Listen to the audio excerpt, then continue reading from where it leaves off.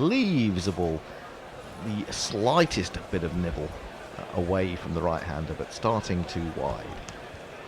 And off goes Arasi for a little walk towards square leg as he redoubles his efforts to concentrate.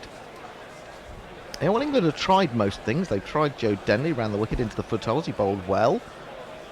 They tried Dominic Bess a couple of times. They've tried a bit of Joe Root, a bit of Stuart Broad, a bit of Ben Stokes, but nothing doing for some time now. In comes Anderson, short, but again too wide. I have to say, Joss Butler looked down the wicket at him as if to say, well, what kind of an over was that? I'm sure he didn't mean that, but that's certainly what the look implied to me. And Jimmy takes his cap. He doesn't look 100% happy. He's going to put his sunglasses on. And that is the end of a maiden over. It's a bit of a waste, really, wasn't it? You sort of wonder, as they reach the tail end of their careers, with the questions of age and fitness and Archer knocking at the door, if England were to not win and this attack had failed to get a win from what should definitely have been a winning position, if that's the sort of thing that might just make you go, maybe this is my last tour. I mean, or it might force the selectors' hands a little bit to not always play the two of them together. I mean, it's kind of how Anderson and Broad got into the team. Harmison and Hoggard had been England's new ball pair for a long time, and then there was an ineffective display in New Zealand, which was kind of the catalyst for the change. Anderson and Broad kind of ended up opening together as the end of that season, but Anderson and Broad have defied the critics before. The doom mongers. They definitely have. The Beijing Ducks says, looks like the lads have set up Stokes to get a fifer, as our famous Ducks prediction looms on the edge of coming true. Hashtag anyone else to bowl? Why not? I'll give it a go. We have a new bowler. I'm going to jingle up the batsman first because I haven't done him yet. It'll be this chap. Quinton de Kock has a name you can mock, but he's really quite useful at cricket. I have heard that he can open the bat even if he's not keeping wickets. And bowling, it's the left arm of Sam Curran, and he's got a very attacking field. I'll tell you about it. It's also slightly funky. He bowls to de Kock, a straight, foolish one, which he defends to one of the many close-ish fielders. Now, if the cameraman and director were helpfully pan back, I can tell you what the lineup is. We've got a slip, we've got a man at backward point, we've got a short extra, we've got a short mid-off, we've got a leg slip, we've got a forward short leg, a short mid-wicket, a man at the on Hayden, and a mid-on. And Butler up to the stumps. Which will be entertaining. Here comes the left arm over Sam Curran, in, bowls, and onto the back foot goes de Kock and plays it to one of those close fielders, the straight one at short mid-on. Here is Sam Curran. Is he a batter or bowler? Sam Curran. What's his distinguishing feature? Sam Curran. His dad's from Zimbabwe. Sam Curran. And he's below the my list. It's the sort of field you'd set to a spinner. Indeed. That's very clever from de Kock, because he just waits for this one. He was given a little bit of width outside of stump, and knowing that there's almost nobody in a run-saving position behind square, he just chops it away down to third man and picks up a boundary.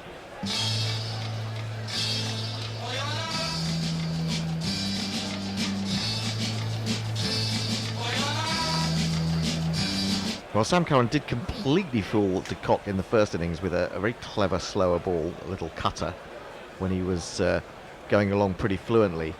This time that was the similar ball, but he just waited for it and then chopped it away. Here comes Curran again, a fuller ball which brings him forward in defence. Bat and pad nicely close together, 122 Ks. And back to the bowler, there is no run. A few friends with us on Crit Tracker for this really exciting final session. Rizwan Khan is with us, Diljan is with us. Lakshmanan Sashikumar says, how many overs left in the final session? There's 28 overs, 29 overs left after this. Zishan Khan is with us. He says, hi, how you doing? I enjoy your commentary. Oh, very nice. Your vocal expressions are really amazing. We do try our best. Now, this is dropped short, and de Kock, his instinct was to go onto the back foot and then want to pull that away through the onside, but he thought better of it. He realised, my job is to stay out here. And so he played a rather ungainly defensive shot, slightly out of position to do so, but survived. Joe Root is trotting down to Sam Curran to have a word. He maybe have an idea that he can put into the young man's head. Gaiety CC has a theory about why Anderson is now bowling. Says the runs have dried up. Oh, very good. Annie Chave is very happy about the news of Barbara Azam re-signing for Somerset as the overseas player. She said she'd heard it through the grapevine, connected person that she is. I want to have a word with you, Annie, about something, about a little plan I have.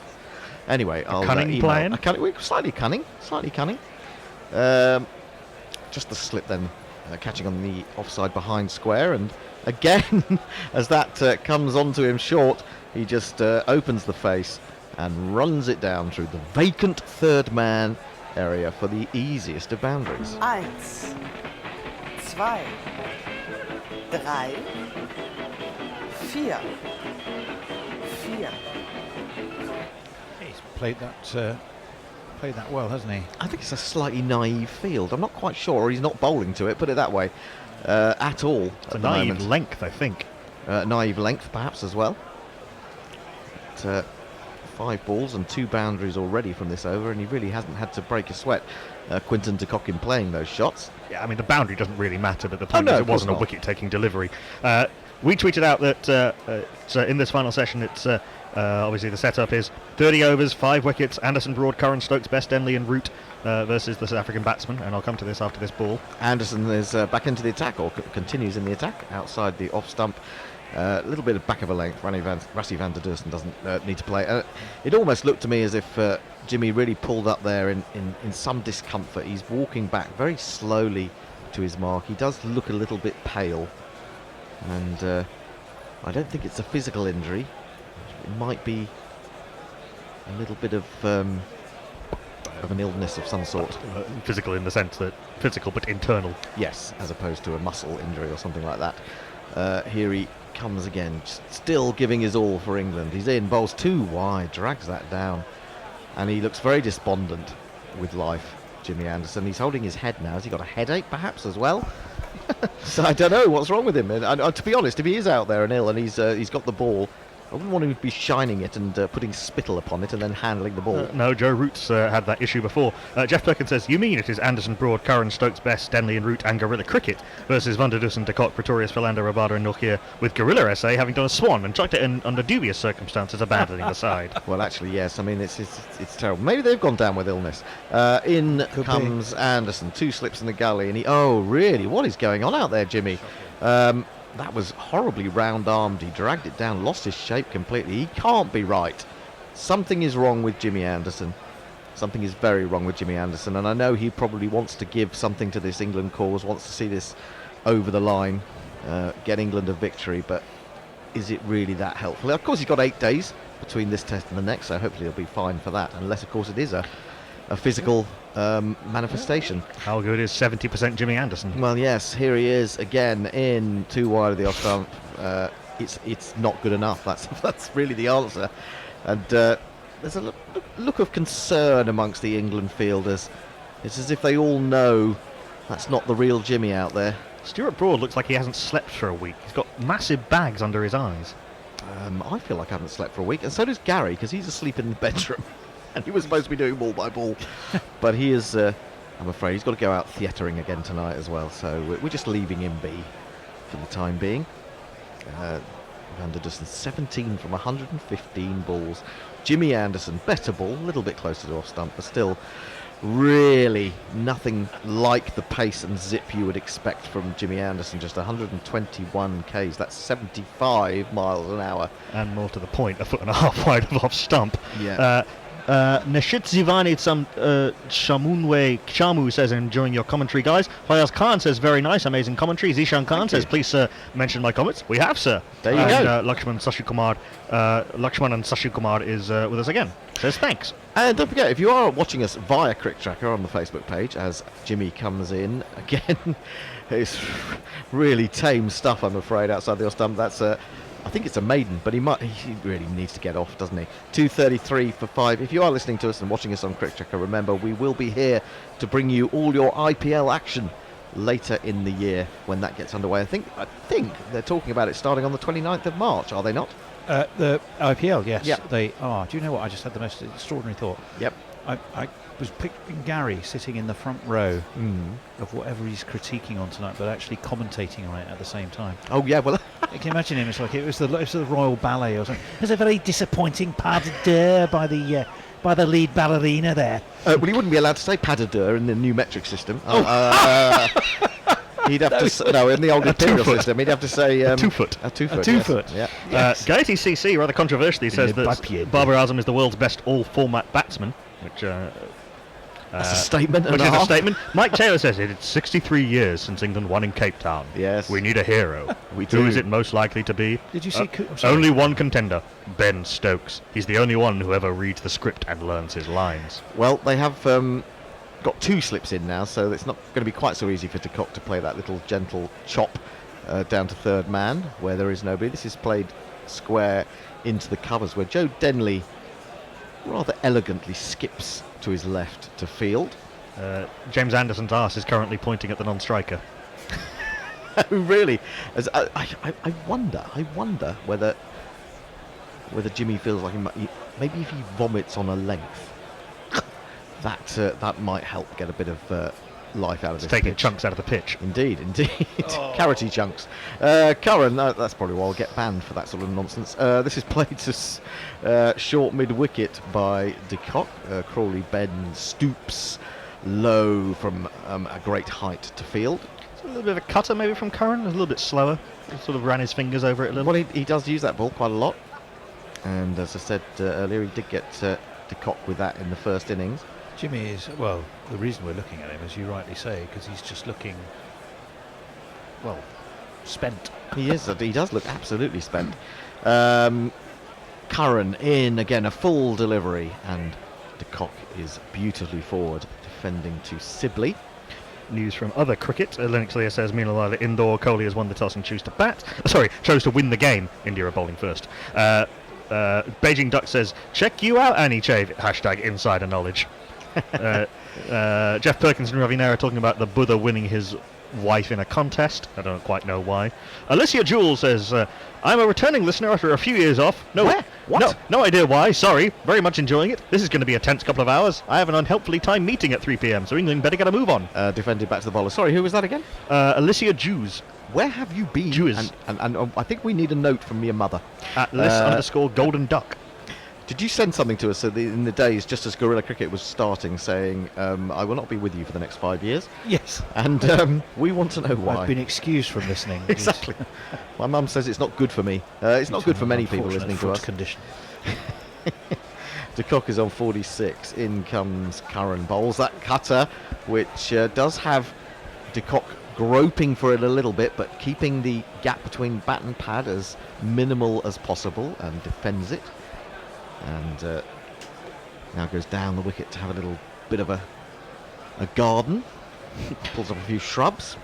Lasclepa says RIP, which I think may be a little bit premature for Jimmy Anderson, but Kumar Bijay says please smile. Which is I saw that. I was wondering when you were going to read that. We're always smiling. What are you talking about? Full ball, almost a full toss, and that is dug out or hits low on the bat. He just comes forward, beautifully timed. It's 50 for Quinton de Kock. Over And one of these. When you're 50, sometimes you drink till you pass out on the floor. Now your liver's destroyed and you got hemorrhoids and you can barely get it up anymore. 50 off 103 balls for Quinton de Kock, which I think the fact that he's scoring even that quickly, even in these circumstances, tells you how fluent a player he is. 7 fours. Yeah, 3 fours in the last couple of overs, of course, that have got him there, where there has been plenty of unguarded territory because England have gone much more onto the attack. But another good 50, a 19th 50 in Test cricket to go with his 500s for de Kock. And, well, he's sped past Van der Dussen, who's there on 17 from 117 balls. What is that now? 17 of 117. That's about 14.52 runs per 100 balls. Yes. 27 overs remaining. And a strong breeze at Cape Town, it would appear, the South African flag. The ill one has been relieved of duty. Has he? He's gone. He has indeed been relieved of duty. I hope he's gone back to the dressing room because I don't think he can do much out there. Broad will come into the attack. He needs a wicket or two. England need a wicket or two. He would like a wicket or two. Got a couple in the first innings. But just could do with drawing one of these out. It's this What man. would make Broad walk? If his stumps were knocked down. What would make Broad walk? Caught 5 feet off the ground. What would make Broad walk? If he trod on his stumps. What would make Broad walk? If God was one of the arms. What would make Broad walk? Broad walk. Slip in a gully and lots of other things. I'll tell you about those in a minute. Outside the off stump, pretty much the same line as Jimmy, to be fair. And it doesn't make Van der Dussen play. And Jimmy has come out of the attack. He's still out there, though. So what does that mean? We're going to keep him out there just in case we need another spell from him. I don't know. I hope it's not an injury. And we've had enough problems with injury with Jimmy Anderson. If it is an illness, he should be fine come the third test. Did I? does Was he that do my imagination limping, or does he? that last ball? Did he just pull up slightly? Maybe. But then It's difficult to tell. It could be anything. There's a little bit of away wobble from Broad there, but no one's getting their line tight enough at the moment to make Van der Dussen play. He's showing great concentration and great patience in not wanting to go after the ball, against all instincts, I think, of Van der Dussen, who's really made his name in the South Africa side as a one-day player in the World Cup last year. Yeah, he has, although he's had a pretty long and successful first-class career Absolutely, too. absolutely. But it is quite interesting that these two guys who've come in, well, Peter Milan in this test and Van der Dussen in the previous test, that's better, that's straighter, makes him play anyway to the man at short mid-off. It is interesting that they've shown great temperament, as if they're used to playing long innings. That's come from playing a lot of 4-day and 3-day cricket. And so the notion of constantly having to play shots doesn't seem to have caused them too many problems. Anyway, we need to get that leg cutter going. Needs to get it straight. He needs to get that leg cutter going. Does Brody? Halfway through his 19th over, first of this spell. He's in again. Full! Oh, he got an edge to that! Very close. But I think he actually hit the ground. And he did get it to go away, though, Broad. Very good delivery. And anguish for England as Van der Dussen survives to play on. Yeah, nobody was really very interested in that. Of course, England do have one review left. Oh, lovely ball. That really was. Oh, classic Brody leg cutter. Kissed the pitch and went away. Let's face it, if you can bowl leg cutters at that speed, leg breaks almost at that speed, he's a pretty useful bowler. Sidney Bars was good at it, wasn't he? Broad, again, outside the off stump, left alone. And through to the keeper it goes. All those bowlers in the late 19th and early 20th century had those ludicrous averages like Barnes and Lohman, who bowled basically fast cutters. Yep. Almost kind of Derek Underwood. Yeah, Derek Underwood was an extraordinary bowler. I always remember watching him at the Oval in probably 1971, 72, something like that, from side on, and he wasn't getting any wickets, and he was just getting quicker and quicker through the air. So he was actually almost a medium pacer. Here comes Broad again, striding out, and bowls to Van der Dussen. He does have to play at this one. It keeps a little bit low, or that's what he suggests from the way that he plays it. And that is the end of a Broad maiden, 237 for 5. It was took away 26 left for England to take these 5 wickets. Counting down. Kanagawa Salopian COIS says, I'm with you too, chaps. Apologies for being away far too long. The constant disappointment of England Test cricket. Got too much, but I'm back. Such a glory hunter. Jeff Perkins says Guerrilla Cricket South Africa may have already committed to 4-day tests. Very good point. Gits and Gratz says, initially I thought Anderson's pale complexion was down to him overdoing the hair dye, but I think he's actually got a problem. Linux Thea says, just say it, the frail old man has the wild shits. Vex Preble says he doesn't look well, to be honest. Jeff Perkins says, Gary exhausted by his stout defensive imperial units as he saved the mile. TV Umpire says, getting Jimmy to bowl in his conditions a bit similar to Nike making the original Ronaldo playing in the 1998 World Cup final, and this is not half as crucial a is match. that where everyone said he's not playing, and then suddenly appeared on the pitch? He had a seizure the night before. He did, yeah, he did. Messi Jez says, if only we'd all been born with an extra finger in each hand, we'd have a lovely base 12 counting system, which would satisfy everyone. Change of bowling. We're going back to spin, and it's going to be a little bit of leg spin from this man.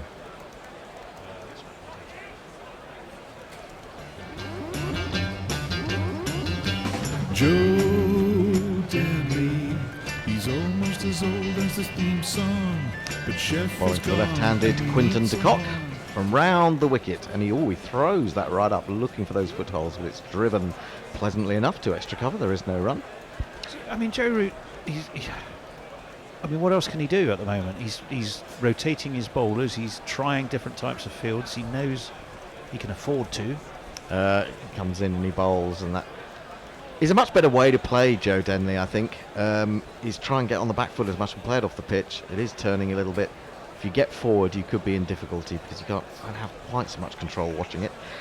He's in again. This is short, but it rises, but played comfortably enough by de Kock. He's got to just keep tossing it up. He's got to get Quinton de Kock playing on the front foot. It's too easy off the back foot. Yeah, he has. But I think that Quinton de Kock has wised up to this from early in his innings when he faced Denley and did struggle a little bit.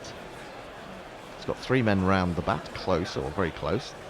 And he's in, he bowls flat, and it's pulled, and he's caught! He's caught at mid-wicket, would you believe it? Oh my word, Quinton de Kock certainly can't. He stands there and he drops his head. I think it's Crawley who's taken the catch, and England have got that much wished for breakthrough. Quinton de Kock can barely drag himself off the pitch, and Joe Denley has struck again. No Pants strikes again. No Pants strikes again. I got no right to take my place in the human race. 50 off 107 balls for Quinton de Kock. A very good innings, but a little bit like Faf du Plessis, an inexplicable wicket, really. Yeah, Well, it is, but I I just want to go back to a ball that Curran bowled in that spell. It was only a short spell of 2 or 3 overs, and there was a point where Quinton de Kock went back and you could see all his instincts were saying pull this, and he thought to himself, he had long enough, he thought to himself, I won't do that.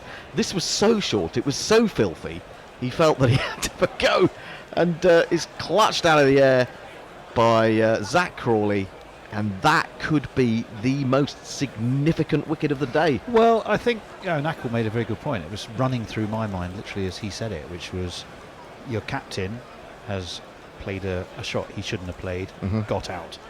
Your most senior lieutenant Yep. has played a shot he shouldn't have played, Got out. All that hard work, all that resolute defence, all that self-denial, gone in an instant, isn't it? Yeah, I mean, of course, it's He not will be fun. kicking himself. Of course, because it's he knows not. he shouldn't have played. Sorry, Tony. Yeah, of course, yeah. Or he should have played it better. Because I think the fact that he's been in sort of defensive mode means he didn't. If he'd really gone for that, that would have gone onto the top of Table Mountain. It was that bad delivery, but he didn't go up or down. Really, he didn't hit it into the ground. Well, I he think didn't he was hit just. over the I think he fielder. was just trying to hit it hard. Sometimes players just that are that good. They just hit the ball hard, and they think it's too hard. But he's hit it straight at the man there, who's not actually that far back from mid-wicket. He's. You'd have to say it was fairly short mid-wicket, and it must have been travelling. It still must have been travelling. You've got to give credit to Crawley to grab that. By all accounts, before the first test, George de Bell, in fact, used the phrase "catching swallows" in training.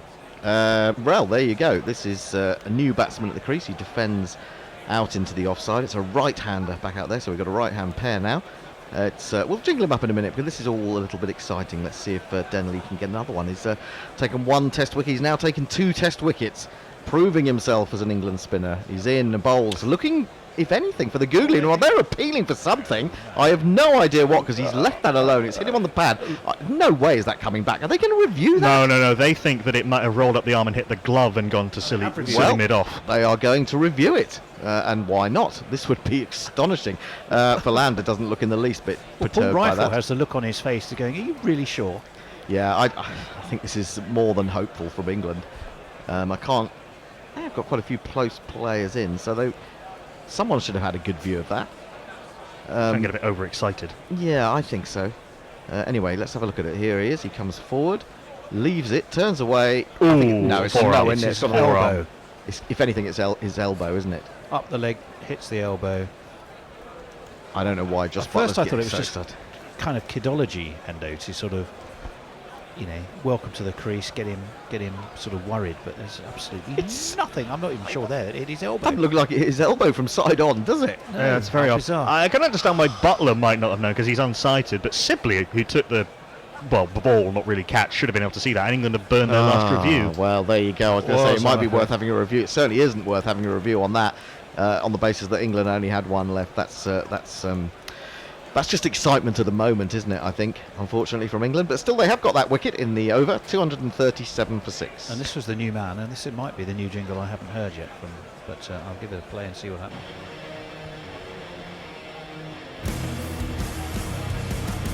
You first get the fear when he strides to the pitch. And that look right there tells you he's got the itch. The best you could hope for is to nick over slips off Big Vern. They call him the surgeon, the bowling machine. Surgically tear out your stumps real clean. He'll make you feel like you let down the team. That's Big Vern.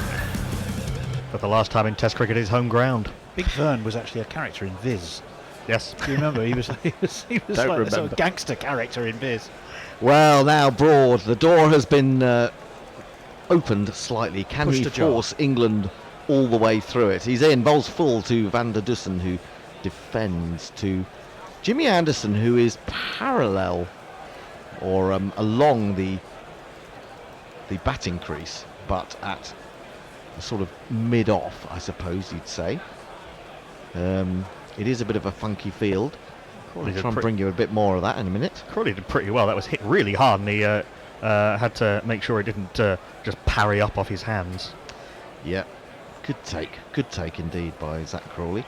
Got a silly mid-on for Broad and also a short leg. This is wide of the off stump. Van der Dussen realises, oh God, is it down to me now? You senior players getting yourselves out. You expect the rookie to do the work for you? I know, yeah. Van der Dussen, his second test. Pieter Malan on debut. Mohammad Abid says, wow, and I think he's quite right. Esra Raja says, draw the match. Lolu Bhatti says, good. Shahab Khan says, I love you. Aww. What, all of us or just me? We love you too. 237 for 6. In comes Broad, a slip in a gully, full on leg stump. It's defended and it has Ollie Pope, is it, or Sam Curran? Pope. I mean, it almost looked like Sam Curran in terms of size there. But anyway, he's the man who's done the fielding at short leg. And there is no run. Before you get too excited, his previous tweet was de Kock. Aha. So I'm just wondering if it's not us that he particularly loves. Well, we're claiming probably the love. Doesn't love de Kock at the moment. We're claiming the love anyway. Mountain Muppet says, can someone please ask my colleague Toomey to get back to work? Mountain Muppet is in South Africa. In comes Broad. He looks like he's got a bit more of a spring in his step, England having got that breakthrough, but that wasn't a good ball. It was too wide of off stump and no need for Van der Dussen to play at it. 17 now from 127 balls. Ravi Nair says, don't blabber, but England are currently toothless and SA nailed on for a draw. Shh. Yeah, that was before the wicket. Jonathan Lowe congratulates Brian the Taunton Cat on leading our poll by a long distance on best cricket ground animal. Who else is in that poll? The Cape Town Hodidar. Oh yes. The Oval Pigeons. Here comes Broad right on the crease and jabbed away by Van der Dussen. There's no run. And Nathan Lyon. Oh, Nathan Lyon, okay. Brian the Taunton Cat has 53.6% of the vote at present. The Cape Town Hodidar has 20.3%, and Nathan Lyon has 13.4%, and the Oval Pigeons 12.7%. Yeah, the Oval Pigeons. They've been around a long time. Brian the Cat. I don't know how old Brian the Cat is. I've never met Brian the Cat. I haven't been to Taunton in many a year. He's a big noise down at Taunton. He is Marmalade Cat, isn't he? I do like a ginger cat. In comes Broad, and that's too wide, Broady. Come on, man. Not that I'm partial to England in any sense of the word. So that is the end of Broad's over. Again, it was a maiden, and South Africa remained 237 for 6. 24 overs remaining. What else have we got? Lots of tweets about Hadidars and cats and various other things. Messi Jez says Jimmy's definitely not well. They're actually starting to score enough runs to bring the GPL into play soon. And CricViz has Messi Jez has sent in stuff from CricViz saying that Jimmy Anderson's speeds have definitely dropped. These are all a little bit old. Beijing Duck says tell Root to get Stokes on. Brian Barris says there's guerrilla cricket on again during waking hours. It feels like summer again. Linux Lear says Anderson uncorked at both ends. Cool. That's what you get from travelling to both places that actually use spices when you're English. Jeff Perkins says the end of a Broad maiden sounds like the face of one of the messages vegan virgins. Denley bowls to Philander, and he bowls a good line there. He's angled it in towards middle and leg, hoping to get it to turn back across the right-handed Philander, maybe rip out his off stump In he comes again and pushes it up there. Onto the front foot is Philander, playing that easily enough down to the man at silly point. It's all pretty gentle when he's not bowling into the rough. Yes, there's a bit of difference, isn't there? The rough makes it all together a different proposition. Again, a good line from Denley. Maybe hoping that those footholes would just come across a little bit, and if he can just get it to ping out of one of those, on the edge of one of those, it might just pop and leap and jump and spit and all those other things. He's in again, he bowls, and he has to get right down over that Philander to kill the spin. Firms of solicitors again, aren't we? Pop, leap, jump and spit. Vernon Philander is practically into the forward defensive before Denley bowls. Yes. I should bowl him a really quick one now. Root bouncer. Yes. Oh, lovely big full toss, which he fails to take account of, which Broadfield's at mid-on. I like that though, the moon ball. Well, it's not a bad idea because it can surprise, just the fact that it's, the eyes light up as a batsman and think, especially a tail ender who likes to hit the ball. He's in again, that is a lot flatter. Oh, he's almost played on. He's in fact having to get his foot behind that to stop it spinning back towards the stumps. And that is the end of the over. Another maiden, 237 for 6. Big Vern is nobody's tail ender though, is he? No, he's better than that. He's way better. He's a solid lower order batsman. not really an all-rounder, but he is a very decent number 8. I think he's bowler who bats. Bowler who can bat. Yeah. Bowling? No, he's not quite bowling all-rounder. No, I wouldn't say so. In between those two, it's very fine gradations when you're talking about that kind of he's thing. a very useful player at number 8, really. Beijing Duck says, again, this is a while ago, England's struggling to combat the hashtag cockblock today. Perhaps it's time for Sibley to get a first test wicket. He does bowl some filthy spin. Chewy Andrew says, this is why Test go for 5 days, not 4. The cricket guy says, the Daily Flyby is the local strip joint Mavericks, who had 2 planes, unlike yesterday, one of them advertising new dancers. Philip Crinks says, in response to our tweet about basically Joe Root's penchant for double changes and Joe Denley coming on, surprise! Linux Lear says, how nice of De Kock to bring Denley's average down to double digits. Messi Jez says, that's a Tim Payne-ish review. Yeah, it was, wasn't it? Ling Mao says, that's the second worst review I've ever seen. Dilbert says, Broad's mini leg cutter on off is deadly, unplayable, should bowl it as the stock delivery. Ross Cromarty says, he cocked up. Beijing Duck CC says, hashtag cockblock denied. Genro says, I love you, though importantly not in the pants. Oh, well, there you go. Well, it's back to Joe Denley again. It's very important to make that distinction. We're back to Joe Denley, Mr. No Pants. 3 slips and a 4 short leg, a short extra cover. Those are the close fielders. There's also a man in front of the non-striker. That is Jimmy Anderson. I wouldn't want to be standing behind Jimmy Anderson at this moment as the non-striker. It's defended into the offside, and there is no run. Greg Smith says is banging his gavel furiously at Quinton de Kock again. This is what happens when the T20 dark side overwhelms you. A short format player in Test cricket. Yeah, Greg. Yeah, you're back. You're back on that. You're back on the. He has a point. He does, but De Kock's a really good player. A fabulous player. Broad in to Van der Dusen, who leaves this and doesn't have any problem at all. It's very wide. And although there are no runs coming, and we can forget about runs completely because they still need 201 to win.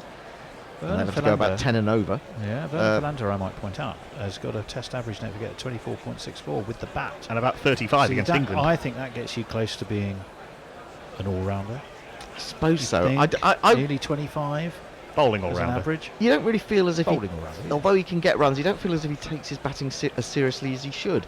Broad strides in again and bowls. That's a much better ball.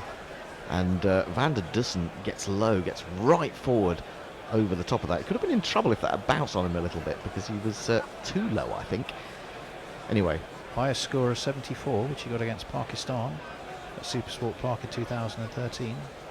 Helping to South Africa to win by an innings and 18 runs. Oh yeah, we all know. No, we know Big Vern can bat. Mind you could then say Stuart Broad's an all-rounder, but we know that's he was not the case. He was, but isn't anymore. He's in again, full ball, just probing at Van der Dusen's pads this time.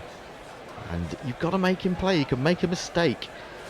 Might just not get that forward defensive quite right. And there's an LBW there waiting to happen. Still 237 for 6. Van der Dusen 17 off 133. Philander yet to score off 8. Broad coming in his 21st over. Full again. Straight again. Defended again. Straight to the man at short mid-on. This is almost Brigadier Block quality, isn't it? Or It probably is. is Brigadier Block quality from Rassi van der Dusen. Do you know what this is, Tony? It's old-fashioned Test cricket. Old-fashioned. Old-fashioned It's old-fashioned cricket. proper Test cricket. It is. It most definitely is. And I think, England have got out of a few things, haven't they, in the last decade or so. So it wouldn't, there'd be a bit of karma if South Africa do this with 1 wicket left. Or now that one he pads up to, and it does come back ever so slightly. Doesn't miss the off stump by a great deal. But it's another maiden. 3 in a row now, 237 for 6. Yes, revenge for Graham Onions. Message says, I'm a bit shocked that Mitchell Shark and Usman Koala didn't get a spot on the ballot. And also compliments me on an impressive tweet marathon to get up to date, because we were quite a few minutes behind on tweets. Maybe says this aged well in response to our tweet about Quinton de Kock's 50, talking about his skill and judgment. Mountain Muppet says, colleague Toomey's still not back to work, says he loves England and can't wait for Anderson to strike with the last ball of the day to win it. Johnny Price says, question, why did de Kock's wife give him a hard time? Answer, because he was out on the pull. Hey, boom, boom. On speaking of boom boom, Southern Hiran says on Crick Tracker, boom boom, Rashid Khan, King Afghanistan. Also says salam, hi. Mohammed Shahzad, presumably not that one, says hi. Mohammed Akhtar is with us as well. Okay. Welcome along if you are with us from Crick Tracker. Great to have you with us. And of course, don't forget, we will be covering the IPL in greater or lesser detail. We're not quite sure yet what, but keep an eye out for us come the 29th of March. If you don't come back before, but please come back before. We've got 2 test matches to go in this series. We've also got Sri Lanka against England to come. It's Dominic Bess into the attack. Denley comes out of the attack, so we're just switching spinners. And we do have the ring of 4 around the batsman now. Do do do do do do do do do do do. That's the ring of fire, but That's the ring it of was fire. close. It was close. Yes, indeed. We have a leg slip, forward short leg, slip, There is, silly mid-off, and a short mid-wicket. That's not the greatest ball. Steered between 2 of those close fielders. Denley comes round. From the county scene where it rises to rain. It's Dominic Bess, selected for the yellow test. He's in again, a bit too flat perhaps. Maybe he's just trying to draw him into the trap at leg slip. But it's played square by Philander. And there is a man on the single, so there is no run. Just need to get him coming forward, don't they, I think. Bess should go round the wicket. Yes, it's a decent idea. Goes back to this one, Philander. Just a little bit too flat in this over, I think. But I do think maybe he is playing to try and get Philander just to rather absent-mindedly flick away on the leg side and give a catch to leg slip.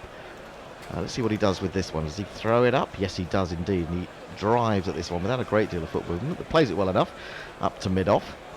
Root does the fielding and also a bit of shining over the ball. How are we doing for time, chaps? It is 2:15. But if it's only, well, we just Have a to change do in a an minute then. internal An shuffle of internal move ourselves. from chair to chair, as we are Bearless and we are Garryless. This is turned Garryless or Garryless? Both, in fact. Probably. Well, Garryless. I'll tell you what. Well, It's Gary. and let me do this one more over because we're not really in a why position not? to change.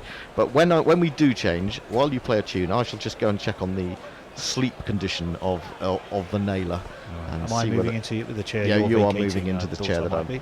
I am vacating, yes. Oh, that was a good ball, actually. It came off the glove. And Jimmy Anderson, despite his ill health, or what we consider to be his ill health, he does dive forward and attempt to pull off a catch, but it went straight to ground, to be honest. 237 for 6. That's 4 maidens in a row. And there are 21 overs remaining in the day. 4 wickets is what England require to claim victory and tie the series up at 1 apiece. So every now and again, I think they're going to push through the door, but there's a lot of resilience in this South Africa team, which is good to see. And Broad continues into his 22nd over. Oh, it's a horrible ball. Where did that get away from? It just came flying out to the completely the wrong angle from his hand and was went way down the leg side. It wasn't quite a beamer, but it was out of Broad's control, I think. Maybe slipped as he was trying to bowl a leg cutter. Stokes is warming up as well, just rotating that right arm to and fro. Linux Lear says, meanwhile in Indore, Navdeep Saini is bowling at 147 metric units of distance over time. That might confuse some of you. Might confuse me. Broad in again, and Van der Dussen gets the front leg outside off stump, brings the right leg behind him as a second line of defence, but leaves it, and it goes through to Butler. I think he's rather enjoying this role because there was an element of Steve Smith about that leave. It was all rather exaggerated. Yeah, the leaves are getting more. The leaves are ostentatious. Turning. Yes, there are legs coming out at weird angles and hopping. It's a global trend, but we know where it started. Here comes Broad again. Better ball. He won't be able to leave that one because it was gun barrel straight. And it's defended into rifle barrel straight. Oh, sorry, rifle barrel straight. No, I've learnt my lesson now. Ooh. I mean, it is rifle barrel straight. To be fair, that is almost the identical ball to the one Stuart Broad left in the first innings. I do like the idea of someone saying, come round here with your ostentatious leaves. Yeah. Something like out of a Harry Enfield sketch, isn't it? Anyway, Broad is the man who has the ball. Van der Dussen. No! I admire your ability to get your front leg outside the off stump. But if you were to know, Broad in, anyone from India who's never seen Harry Enfield will have absolutely no idea what we're talking about. This is left alone again by Van der Dussen, and it dies a little bit on its way through to Butler, who picks it up on the half volley. On our own Facebook page, facebook.com/Gorilla Cricket, Khalid Baloch says, okay. On Twitter, Lawrence Jameson says, great advertisement for 5-day test cricket. Even the leaves are more engaging. Indeed so. Yes, absolutely. Mike Taylor says, another sphincter loosening performance by England. Going down to the wire when it should have been easy. 4-day test, please, for the sake of my arse. Well, yeah, but I mean, the thing is, it would have been a draw, and it would all be over. We'd all be sitting at home. I think that's what Jimmy's saying, but there we go. Yeah, well, yeah. Beijing Duck says, 5-day test matches every day of the week. How can you argue against them when the edge of the seat action is this good? Indeed so. Brian Barish says, we need a ring of 4 jingle. 2 slips to gully, leg slip, forward short leg, silly mid-on or short mid-on, short extra cover. Oh, he's playing it! Oh, my word! Leg slip! And would you believe it? It's the combination of Stuart Broad and his strike partner, Jimmy Anderson. He may not be very well, but he's taken a catch at leg slip, and there is utter silence in the South African dressing room because Rassie van der Dussen's long vigil of 140 deliveries has come to an end in unexpected circumstances.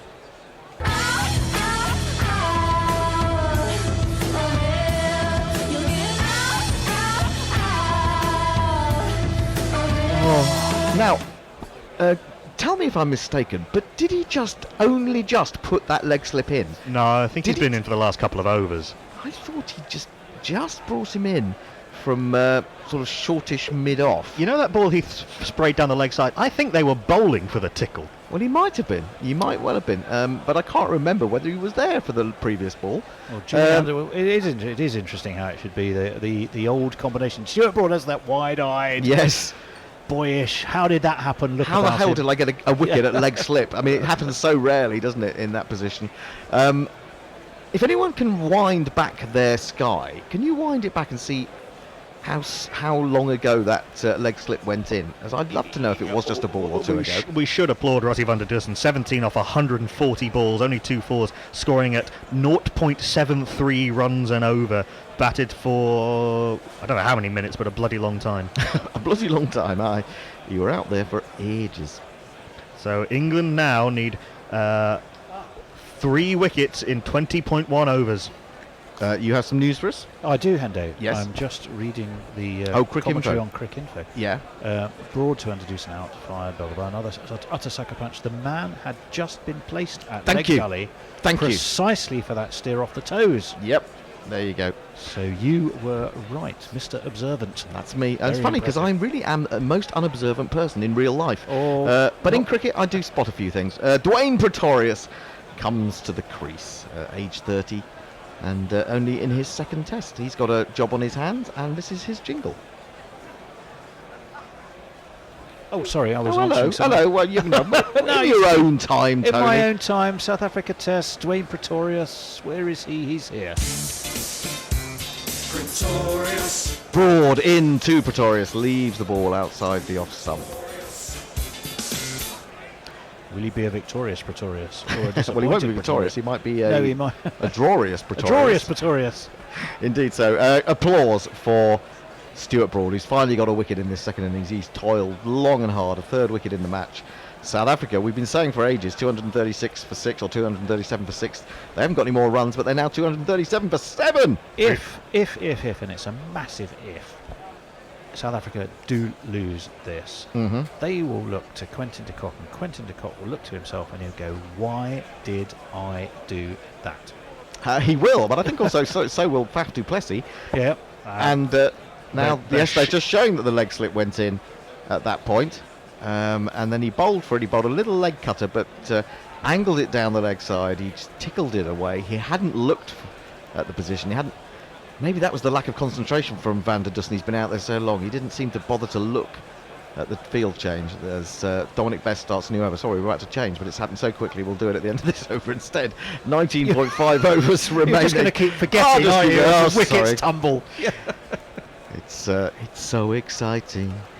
In comes Bess, bowls a flattish delivery, spinning into Philander. He just tickles it away to short leg. He's got a short leg, a leg gully, and he's taking the silly mid-off out. He's bringing the short leg straighter to silly mid-on. He's put in a very short, or backward short leg, who's really tight in there for Philander. So he can't have anyone further back than that. He's got 2 men behind leg in close, and it's driven by Philander. And diving at mid-off is Joe Root. He's chatting to Dominic Bess, keeping him going. He's accompanying him. Why don't you and I just swap then, leave Knuckle where he is, Well, I'll to go. minimise disruption? What you mean? You'll do it from that chair? No, you can't I do mean, it. you and I will swap, Yes, but yes. Knuckle might as well stay Yeah, sat. that's fair enough. I'll go and check on the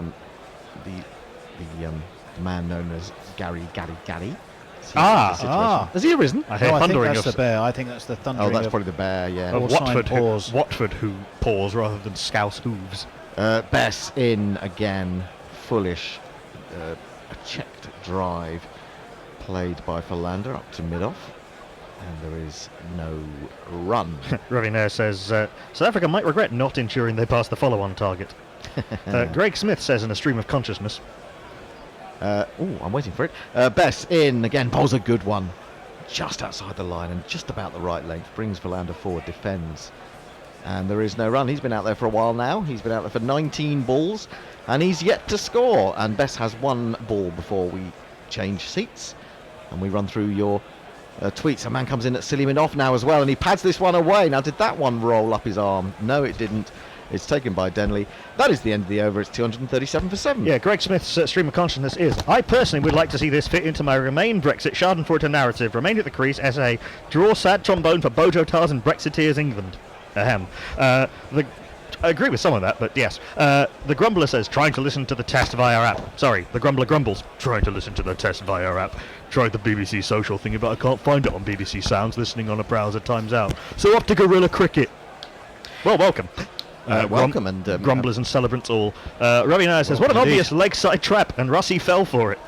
Well, the other thing I'd like to see from that change of field was whether Rassie really took any notice of it, or whether he was just in so much in his own little bubble that he thought, oh, it's just another close fielder. Where's he going? Maybe he's going down to long leg. He didn't seem to look round and take it on board. But you'd had, I recall you'd actually said at some point, maybe it was Knuckle, but at one point they will be tempted into a little flick, and it could happen. Well, and it kind of did. 4 slips now in place as Stuart Broad readies himself at as he's in, and solidly enough met by the new man Pretorius.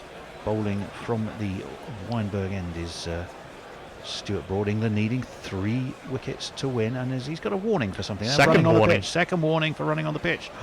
One more and he's out the attack. Stuart Broad, we can't afford to have that with Jimmy firing on less than all cylinders. Or too many cylinders. But I think a lot of orthodox batsmen will tell you something. I'll come back to that after this ball. Broad's in again. Those 4 slips go down.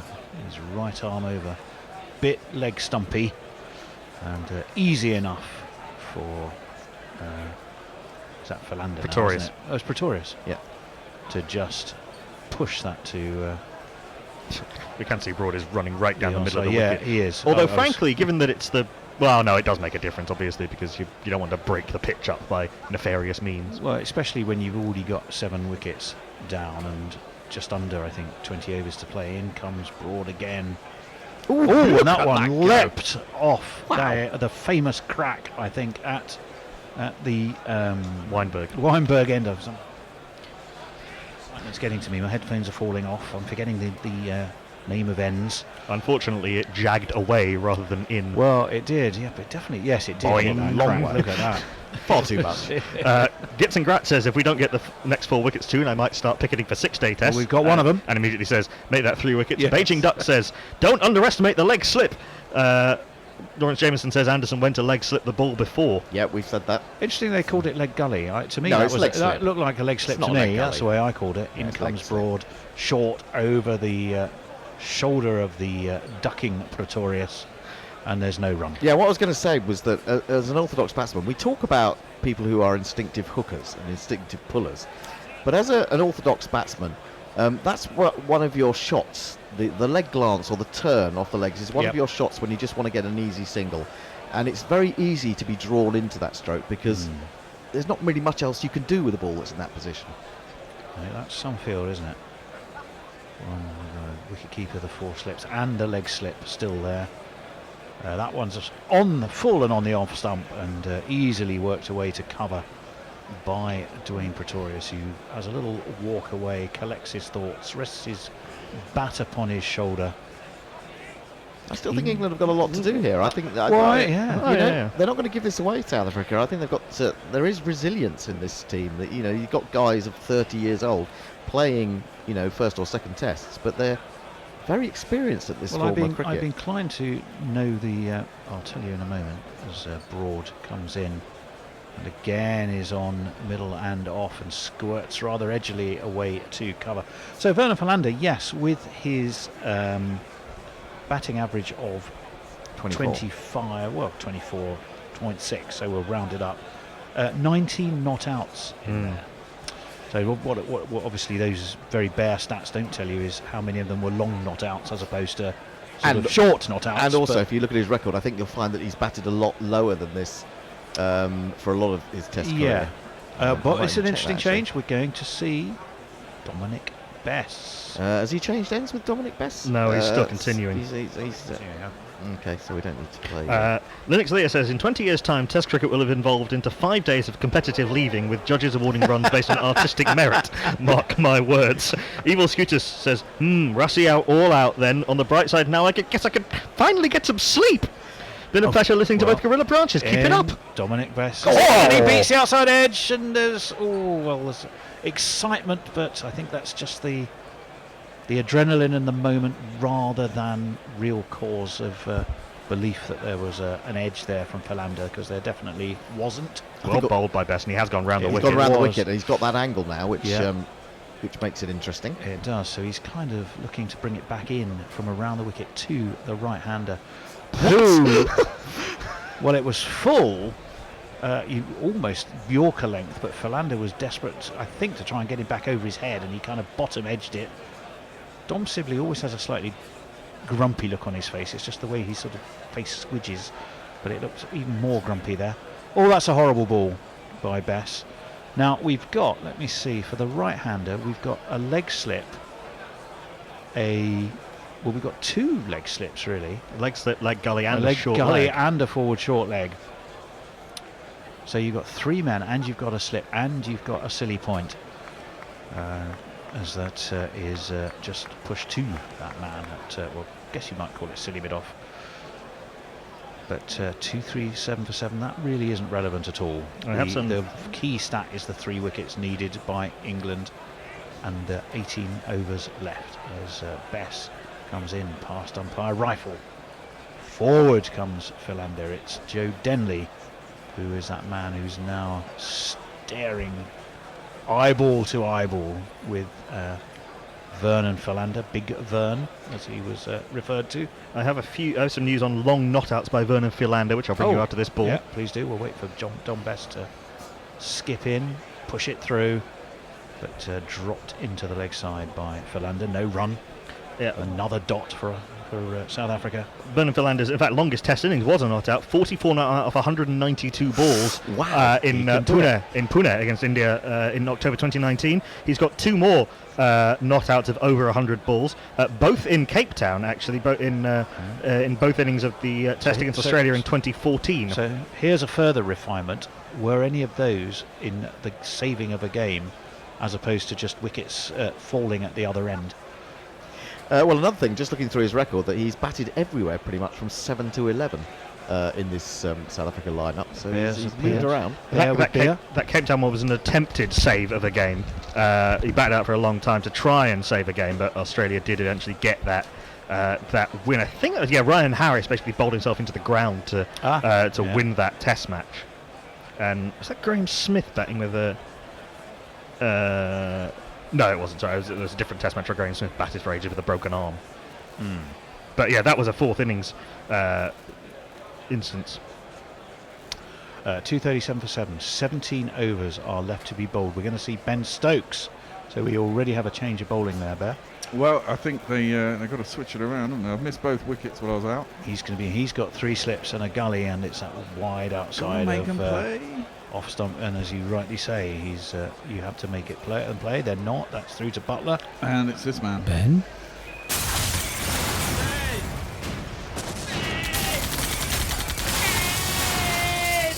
Actually, I misled you. It's 4 slips to the gully. There's a man at forward short leg. There's a man at fairly short point. You've got a very short mid-on and mid-off. In comes Stokes. That's a better ball, worked off his legs. Goes to the short mid-on.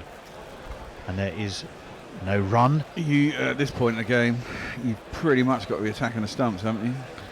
There's no point in these deliveries in the fucking corridor outside.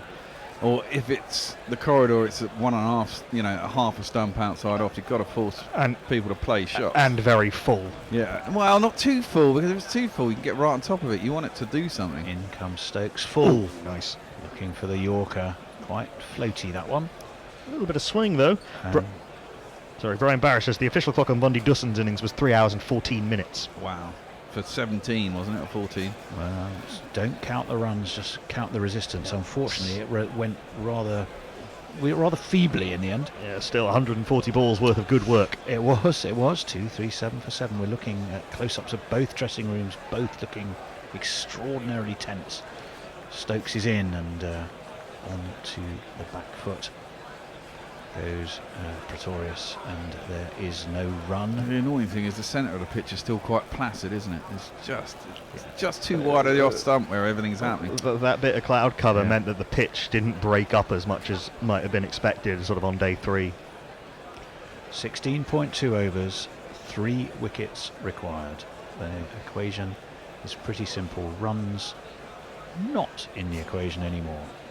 Stokes is in, up onto his toes goes Pretorius, gets nicely on top of this, steers it away to cover. No run. A little bit of verbals apparently between Vernon Philander and Jos Buttler.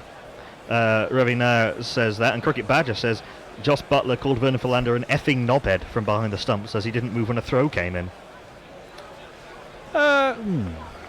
It's un-Jos-like, but who knows what Jos says when he's close up to you in the heat of battle. In his really fey voice. They've put deep point back because they're trying to tempt Pretorius to take a single and get him back on strike. Stokes is going to be in again. Has he got it? No, it beat the edge. It all ends up with Pretorius. For all the world, that looked like he might just have feathered that. He hadn't, and once again, England heads and hands go back and up in complete exasperation. But most importantly, really did get that to swing away, did Stokes. I will encourage him and his colleagues. It's starting to reverse, isn't it?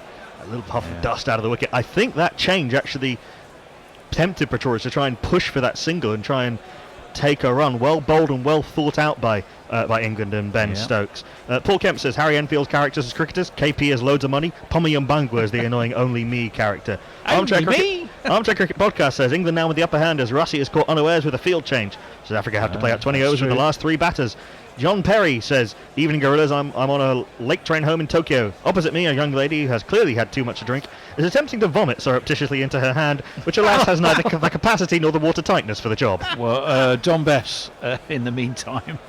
That's grim, man. Dropped that one just outside of the off stump of Philander, who has the measure of it and can just drop the bat on it. Well, he moves the bat towards it, but a bit of bat and glove as well. So close. Bess in again. Ooh, and that one did hurry. Philander has to step back onto his stumps and jab the bat down on it. Do you see the little puff of dust as that came out? We did. That's all happening now. Pope is basically on the pitch at forward short leg. Bess operating from the Kelvin Grove end. Gives this one plenty of air. It's slapped back towards him by Philander. He gets a hand on it, does Bess. And even if they thought of running, which I'm not sure they would, it took the chance to do it out the equation. 2:37 for 7. Not sure how much that's going to move between now and the close of play. The 7 might move, but I'm not sure the 2:37 will, as forward comes Philander, no run. Might be an accidental edge past the slips for 4. Yeah, there'll probably be a few of those. It is interesting though, Bear. It is interesting to me that in a week where 4-day tests have been so much discussed, we are in deep an in the absolute fifth day. cliffhanger of a 5th day. I know. test. I love these days. Quite magnificent. In comes Bess. Plenty of air. That's driven, and that's shows how what I know, because that was beautifully driven through extra cover by Philander for 4. It's Nissan She. It's Nissan She. And Pretorius and Philander have a little chat. A touching of gloves, a pat on the shoulder, a little bit of pressure released perhaps, which England are so desperate to maintain. That's too full, you see. It was too full. Yeah, If you bowled a full toss and 1 too full, you've got at this point in the game, I know there's pressure and everything, but it's your job. You've got to get everything pretty much on the money to create the pressure. That's a very nice shot. It was a lovely 5 shot. men around the bat. Oh! My goodness. That's unlucky. That was unlucky. As I said, 5 men around the bat. Philander thrust forward, and it went between silly mid-off and silly point. Well, no, silly short leg and leg gully. Well, okay, on the leg side, I beg his pardon, yeah. Yeah. It was a very good dive to the right by, I think it's Ollie Pope, but forward short leg. It just couldn't quite get onto it. You've got to be a little bit lucky sometimes. But once again, Werner Philander was encouragement for England. 15 overs left. So we're into the last hour, yes. Save Withybush Hospital says, apologies in advance for this. Denley's got the cock out, maybe that's why he's named No Pants. Paul Kemp says, trying to listen to the Cricket Social but having to listen to the Gorillas is like wanting to eat horse manure for tea and not being able to find any, so having to eat a fillet steak. Gibson Grat says, I've always been an instinctive hooker. I know exactly who's going to pay and who isn't before I even open the car door. Boom, boom. Mike Taylor says, no runs in 10 overs since the end of over 119, slightly broken by that 4 from Werner Philander. Yeah. TV umpire says Butler calling Big Werner the knobhead is a big no-no. Not for a Titmus confirms that it was the first ball after leg slip was put in place that Van der Dussen nibbled it to Jimmy worked Anderson. that out in the end, didn't we? Arthur Patricia says, thought we'd be done by now. Heroic by South Africa. Heroic by England's 3.5 bowlers. Super double heroic by Denley. Jay Grover says, bollocks, had to ask for something they didn't have in the futon shop. Eek, this seems scary. Beijing Ducks says, here he is, the Ginger Wizard. Guerrilla Cricket predicting a big finish from Ben Stokes. Jay Grover says, I think Joss normally needs his blade to do the talking. Mike Taylor says 11 consecutive maidens now and absolutely riveting. Revinair says time for SA fans to be humming the theme from The Great Escape. Mike Taylor says that was 70 dot balls in a row, a record of some kind. Probably not, but still very, very interesting and absorbing. Is Jimmy not able to bowl then? Well, he had a couple of overs while you were out, and to be honest, They weren't good. They weren't very good, and he looked exhausted. But he's taken clearly, but he did take that catch, crucially. But yeah, he wasn't looking at all right in the bowling of those overs. Yeah, it was basically a waste of time. You might as well just get someone else on because he was just. I saw on there's suspicions he might have a side strain. It's certainly not his calf. A side strain? Yeah, that's what I read on. That's him out of the series, then, isn't it? Well, I don't know if it's a proper full-on side strain or just a little a tired tweak. Exactly that. He's got 10 days to recover till the next test. So that is true. There is quite a gap, isn't there? And England, England have the decision of which fast bowlers to pick, maybe sort of made for them in a sense. Well, Jofra's back, isn't he? Is it Port Elizabeth next? Yeah. Well, a lot will depend on last hour. A look at the wicket. We are entering the crucial. So we can bowl more than last more hour. than 15 overs, can't we? But we can't bowl less. Correct. That's right. Yeah. Yeah. So you have to bat out the hour. If you get more than 15 in, good luck to you. Highly unlikely.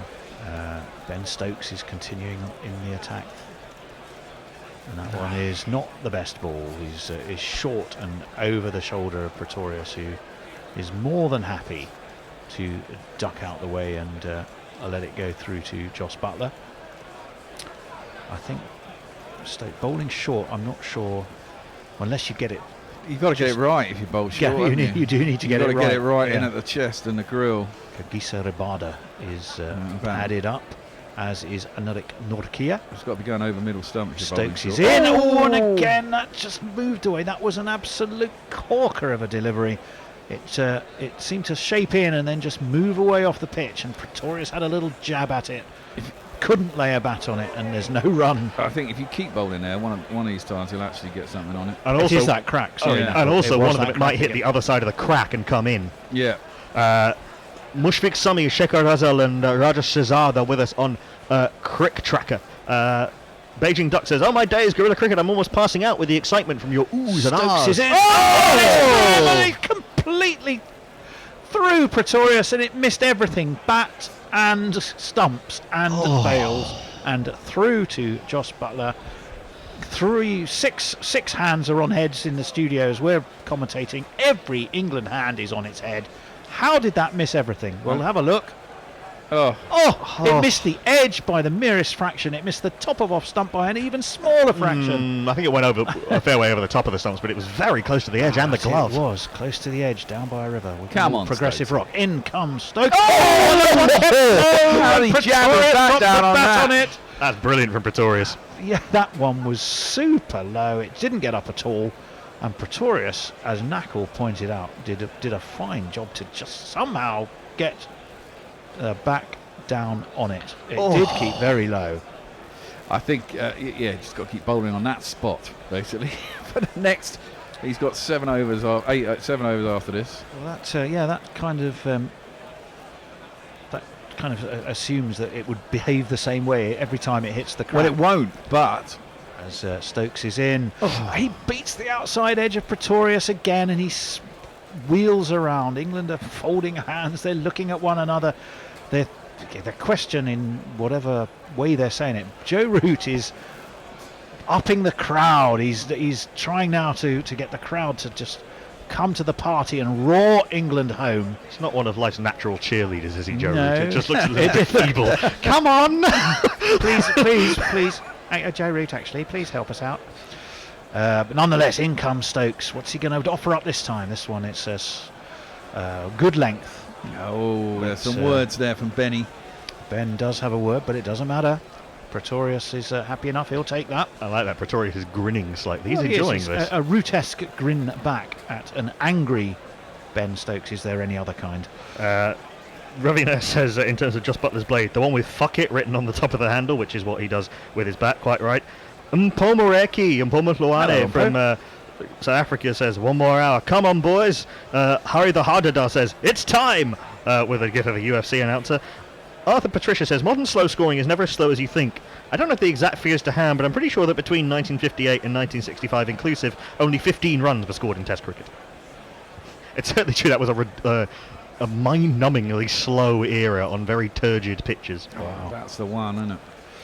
Okay, whoa, look at this field now. Well, I'll try and describe it to you in a minute as Bess is in and Philander just works it away to the onside. Knuckles taking a picture of it, but all he's getting at the moment is Vernon Philander. There's a leg slip. There's a It's short basically a leg ring behind square, short leg in front of square. 5 on the sitting leg on. side. Yeah. It's got to toss In it comes up there. Bess, That's the throws it one. up.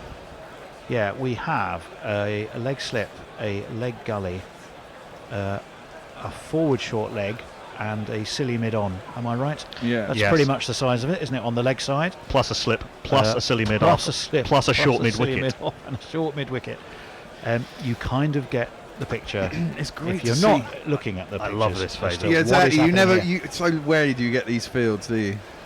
In comes Bess, and that was nicely played, in fact, by Philander. Kept it along the ground all the way, got on top of it. He's here. He's got to get it, give it air, get it short enough that he's got to come forward, and then hope to catch the inside edge. Pad. In comes Bess again, past umpire It's rifle. too full. 2-full, and Philander. It's a picture of concentration, is Vernon. I like the way he walks away between every ball, but he always walks towards that ring of 5 fielders, Stare him in as the if to say, eyes. "Oh, can't go that way." Yes, yeah, something like that. Bess again, wheels in. That's too full. 2-full, easily, solidly, correctly played by Philander, who, as we've said, a man with a test of average of nearly 25, many not outs to his name, far exceeds the no muck with the bat category, and we have argued he's very much a bowling all-rounder. And forward he comes, big front foot forward. I'm not even sure he's going to run that, is he? No, Pretorius wanted They're to not. run, and then they sent him back. They're not. So basically it went out to backward point, and someone's had to run the best part of 100 yards, and neither batsman decided that the run was a good idea. End of a tense but still wicketless over. I think that might have hit silly mid-off and bounced off to point. What do we got on the Twitter? Jay Grover says, "Fucking Eckers, you guys are getting peak and po here." Jeff Perkins says, "Nice musical reference, Tony, though you probably needed to quote Yes in a much higher voice." Beijing Duck says, "Stop Anderson doing like- this to me. This is too much. I'm going to have to go for a nervous poo." Messi Jez says, "Love the attacking field. Just a pity that Root started attacking about 2 hours too late." And Linux Lear brings us news from Indore. Sri Lanka capitulating in the face of raw Indian pace and Kuldeep Yadav. Oh, well, okay. Ben Stokes, anyway. Who else is going to continue? He seems to be now the go-to man for Joe Root to come on, Ben, get this finished. He has slightly more conventional field, 3 slips and a gully, and a little bit leg-sidey, probably middle and leg, and it was easy enough for Pretorius just to nudge it away into the onside. It's too straight. The Duke of Umbridge, live from the gates of hell, says the Duchess has just remarked that in these circumstances, she generally expects me to deploy my secret delivery that appears to be the one that comes on with the arm, but in fact turns out to be entirely different and quite baffling. Greg Mackett says, "Get them all in response to," I tweeted out a photo of the quite extraordinary field that Bess had. Stokes is in, and on to the back foot goes Pretorius. It's away to Stuart Broad, who is at cover, and is no run. That was rather hard to follow because they showed every single ball in rapid succession of the last over, and then of course the ball of this over. Which is a bit annoying, isn't it? However, the big signage at the bottom of the screen saying previous over, which they then took away, was a bit of a help. 3 wickets needed. Stokes is going to be right arm over and in, takes the edge, gone! Joe Root has him. Ben Stokes raises his arms. Pretorius has gone for a duck. That doesn't matter. What matters is it's an extra wicket. 2 needed for England. Stokes has done the job. Joe Root absolutely sure as you like in taking the catch. The Barmy Army are on their feet. South African heads in the dressing room are in their hands. Pretorius has his head down as he ambles Well, I like that. back. Let's give him a jingle.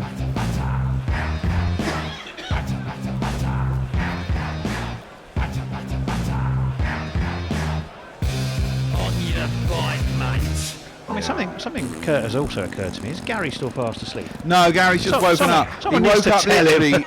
He woke up literally as I came in. And he said, "I can't come on right now. I've got to wake up first." Oh, okay. I'm sure this is waking him up. I mean, I like the way that Jimmy Anderson went over to Stokesy there after that ball was bowled at a wicket, and he was like looking him in the face, putting his hand up, going, no, giving him advice, and that's the right thing to do. I mean, Quite Stokes right, knows what he's doing, but He does. Jimmy is the king. He's just been aiming at that crack for the last 2 overs. And that's the thing to do. You just got to keep bowling there because the ball is unpredictable. It's going to go away. It might come in. We've seen one kept low, and it's on the right line as well. It's just on the off stump and outside that off stump. You've got to play at it.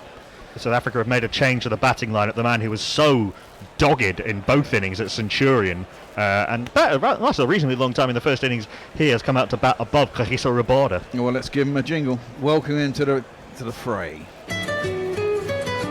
If your number one project is to have yourself a bride, I think I've got a young number one guy. He was bought by a franchise when he was buying meat. It's Henrik. It's Henrik, okay. You can be hypercritical and say, did Pretorius need to play at it? But with that angle, it looks as though it's coming into off stump, but then it just moves away a little bit, and just really good bowling and a good low catch. Exactly, and you can't trust the bounce because we saw one that kept it low earlier, so you've got to try to get in line and keep the bat there, and it's averages 14 does Henrik Norkia in just 4 test matches, 26 years old. And he's got 56 runs, and 40 of them were in one innings, and that was against us. Yeah. So in his other innings, he's only lasted for 16 runs. Yeah, but he has sort of batted for reasonably long periods of time, which is more important at this stage. Let's hope he doesn't today. Indeed. Well, Come Ben on, Stokes is... See, this is it. If Stokes finishes off here, he gets man of the match. Sod on Sibley, mate. Yeah, well, but we'll see what happens.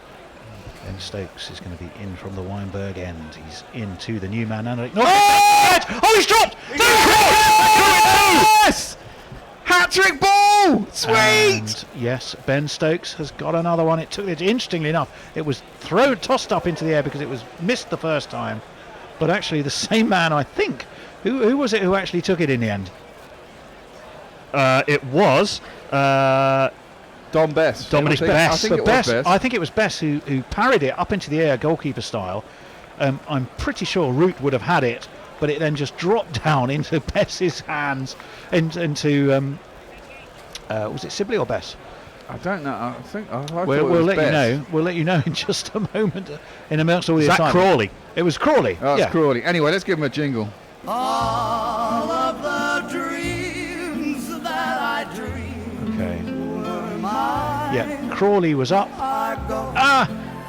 Yeah, it went very quickly, and falling backwards, he parried it up with his right hand, then caught it in his left hand as he came down, right as the slips were they were all jumping on top of each other. Crawley's done very well there to hold his nerve and hold onto the ball. Stokes has got 2 in 2. England need one more wicket with 12.2 overs remaining. I think you do, for a second there, have to applaud Crawley.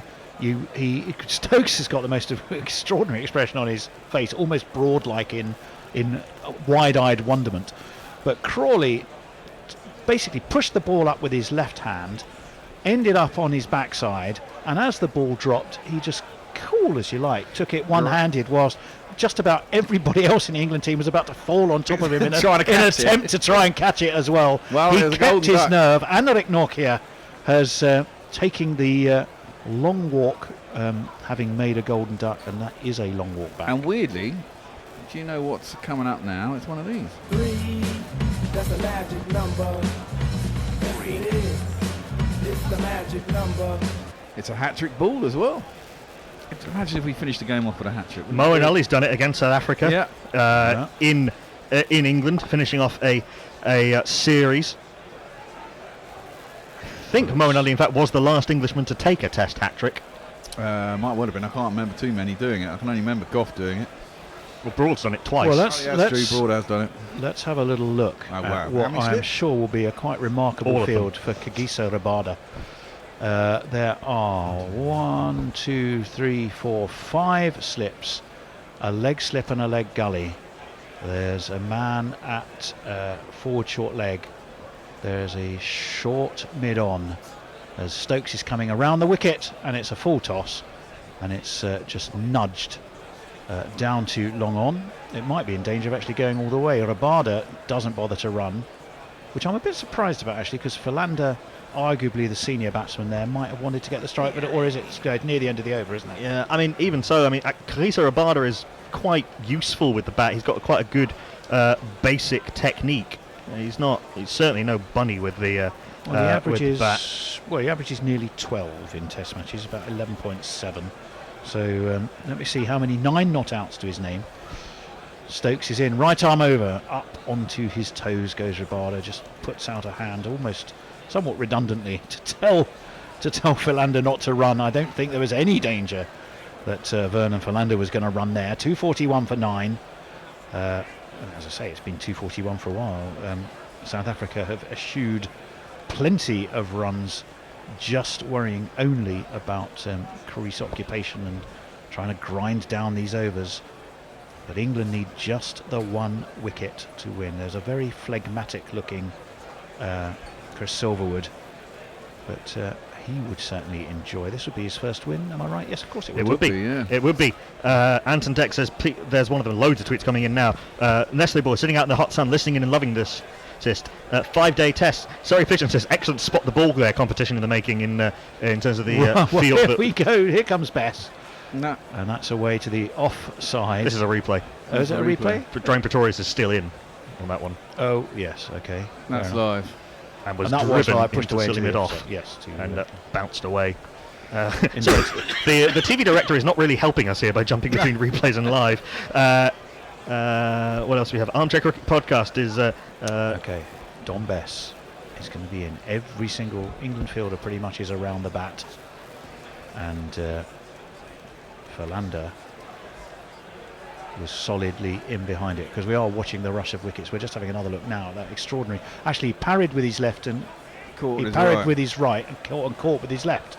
But Bess is bowling too full here. Bess, he is putting his thing. Well, I think adrenaline's kicking in a little bit. He's perhaps just trying that little bit too hard. That one was met comfortably enough by Philander. You've got to drag. I mean, you've got this field. You've got to drag. The idea is the ball's turning into him. It's going to catch the bat pad or something and balloon up. It's got to be short enough Bess for that is to in. happen. That was outside of off stump. So squirts away to gully. Ben Stokes jogs around. So there are two leg slips. There is a forward short leg. There's a silly mid on, a silly mid off, a conventional slip, a silly point. I mean, basically, everyone around the bat. Everyone is there around the bat for England. That one was kept low, and Philander had to jab the bat down. He did it successfully enough. A little bit better. That had a little bit more dip to it. It's not about necessarily bowling it shorter, but it's getting that dip, so you can still toss the ball up, but draw the batter forward and beat them in the flight. Cheese and chive, I think, in that particular instance. As that one's given plenty of air, and that's slapped away into the offside. I think England will probably be happy enough for this to go to the boundary, and it does. Yeah. It's Nissan She. It's Nissan She. I'd be tempted to get rid of Bess out of the attack now. Bring on Broad. Yep. Bring on Broad. Someone who's going to try and hit the deck and get that outside edge, because for me, Philander's, that's too easy. Personally, for me, that's a bad over. I think he's the entire over is too full. It's too easy to get on top of the ball. That kind of emphasised it rather clearly, didn't it? Yeah, you know. I mean, Ben Stokes anyway is going to be continuing. Not surprisingly, he's glugging some water. His hair is matted to his head. His northeastern comrade Mark Wood is having a little word. Philander didn't have to make any decisions in that over. No, the other thing to do, I suppose, would be Denley on around a wicket, get into that rough, kicking up at him. That might be interesting with a shitload of people on the offside. Armchair Cricket Podcast says, PSA for South Africa fans, due to the uncanny Twitter jinx experiences that we seem to attract, we will not be tweeting any more encouragement to South African batters. Ravi now says his cat walked in, was playing in his underwear drawer while he was walking in front of the muted telly. Stokes, you beauty. As in comes Stokes around the wicket, and I think that probably is going to miss leg stump. Umpire Dharmasena, who I've noticed, if he's not going to give a decision, has a habit of sort of looking away into the distance to one side to make it, probably to avoid eye contact with the bowler, I would imagine, just to let him know that he's utterly disinterested. Scheduled to go to close of play 17:40, so these guys have basically got to last 40 minutes. 40 minutes they've got to last. 42. As you say, yeah, so it's all about 40 minutes. It's not even about really overs, although there was a minimum of 15 to be bowled in the last hour. In comes Stokes short. Rabada ducks, and it's through to Joss Butler behind the stumps. 2:45 for 9. But as we keep saying, the runs really do not matter. Linux Thea says, wasn't there a Ranji Trophy match last year where you had all 13 fielders in the shot of the wicket? Yes, that's there was. That's right. Yeah, we're not far off that here, I can tell you. That's a lot of fun. Rabada settles himself, taps his bat, looks back at the approaching Ben Stokes, who's still coming around the wicket to him. Full and worked off his legs by Rabada. Stuart Broad lumbers off rather wearily in pursuit. I don't think they were going to bother to have run. Oh, they did. They took a single, and they're going to let Burnham Philander perhaps see out the rest of this Ben Stokes over. Well, all the fielders switch sides. For me, that's a bit foolish, because if Stokes doesn't get this wicket, I'm sure Bess would much rather bowl at the lefty. Assuming he's going to stay on. If Rabada? If Rabada's down the end that Bess is going to bowl at next over, at the end of this over, I'd give him one more. I think, I was going to say I'd give him one more. So we have a ring of 1, 2, 3, 4, 5, 6 slips. It's hard to differentiate slip and gully because they're all basically in one line. And that one is on the off stump, but tidily and easily met. It's by Philander, and there was no run. 4 slips in the gully, a leg slip, a short leg, a sort of catching straight mid on, and a catching cover. But my point was that the 4 slips and the gully were normally you can see daylight between the slip and gully. Here they just one ring basically. It's a crowd scene. Yeah, it's a crowd scene. scene. My other point here is that that crack is on the offside for Philander, which is the end that Stokes is bowling at, and I think Philander taking the quicker bowler is probably the tail ender. So. But Philander's a better bat, but it's Gully's gone to point. Well, he's going to face Ben Stokes now, who drops that one short and wide and taken above his right shoulder by Jos Buttler, and Philander will just tick that one off and go, well, I didn't need to get anything near that, and he duly doesn't. Armchair Cricket Podcast says even saying that we're not going to tweet brings about a wicket switching over to the India T20. Strange Carrot says, Pretorius, I do not believe he wanted to do that. Beijing Duck says, oh my days, Guerrilla Cricket, the nervous poo must have created the butterfly effect type ripple in the cosmos that caused that. Stokes! Yep, Stokes it is. When was the last time England won a test away? Must have been, was it Sri Lanka? West Indies. West Indies, St. Lucia test. Yeah, 4 slips in the gully. Stokes, right arm over, full, and met again solidly with the full face of the Philander bat. Now I would have Bess bowling at well, let's Rabada. see. I agree with you, Bear, 100%. But let us see if that's what they do. Jay Grover says, I want to nip to the pub to watch this, but only GC can give me this uncynical... That is a replay. Is that a replay or is That's that a replay. No, enjoyment? I might also still be barred from a few locals, but I prefer my happy version. What they're saying there is that Philander had the chance to get a single and take the strike. Correct. And Nortje didn't. Well, he turned Nortje down. Pretorius. He turned Pretorius down. He then got out, followed quickly by Nortje. Oh, we're looking again at that extraordinary left-hand parry and right-hand catch by Zach Crawley. He's done very well. But to concentrate as literally, I think, I'm not exaggerating to say that 4 fielders were about to dive on top of him, all intent on catching the ball. Dominic Simple was blocking out the sun. Colin Rosenthal says, left my desk to get the jacket. Okay. Caught a wicket. Bess is continuing. He's coming around the wicket. Again, it's quite full, and again, it's all too easy. That's too full for Pretorius to drop the bat on that. You heard the gasp of exasperation from the Bear. It's exactly the same trap that a lot of spinners fall into. Think Nathan Horrocks, think Graham Swan early in his career. Okay, Bess is in once more. Better. Again, it's full, but solidly met by Pretorius. I think he just does need to needs throw it up a little bit more outside the off stump. No, it needs to be a little bit straighter, and it needs to drag it back 2 or 3 feet, really. He's basically got to get him propping forward and needs to be hitting the splice. We have the Trescothic man on his knees at second slip. Bess is in, and this time he does pretty much, I think, where you were looking for him to bowl. No, still too full. He's got to drag it back. He's got a long stride, man. Yeah, well, he's not getting that dip, so it's just, even when he's bowling full, it's just easy for him to plop forward. Joe Root's moved from off Hayden to on Hayden. Tension is literally touchable. Full. Again, the Bear will be exasperated. It's pushed in as the onside and no run. That's pretty much. He hasn't got to do a full press, and he's got basically his foot next to the ball. You know, No! I could bowl better than this. Bess is going to be right arm over again. This one's better. And it's steered through that ring of 4. Stuart Broad again looks around. Yeah, he looks knackered.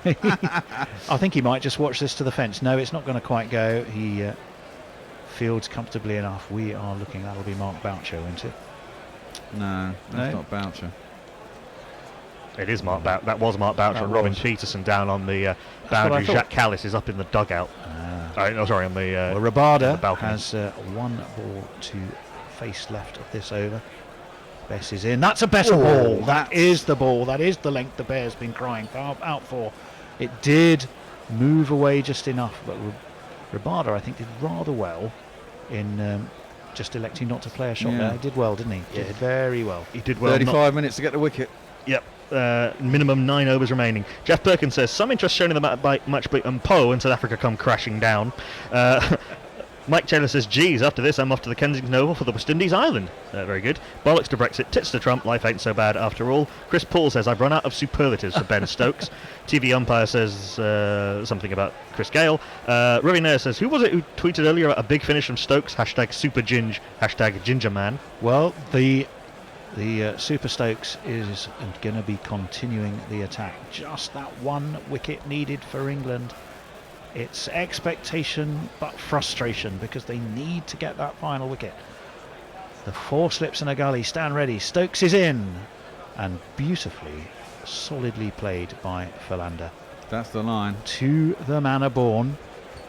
Played like the batsman I have been arguing that he is. Yeah. Oh no, he's good. He's caused us endless trouble over the years, hasn't he? He has indeed. He scored a lot of runs against us. I mean, that's the ball. That's the line. Just keep bowling it there because I think that the pitch is quite capricious, and every once in a while it's going to do something different, which might take the edge. Squat, get bowled, LBW, all sorts of options. Philander, he's on 8. Stokes is in, and that one's outside of off stump, and Philander just raises his bat above his head. Waste of a ball. Beijing Duck says, not quite a fifer, but the combination of nervous pooing and listening to guerrilla cricket must be helping the Ginger Wizard Stokes. Lawrence Jameson says, Stokes such a clutch cricketer with either bat or ball.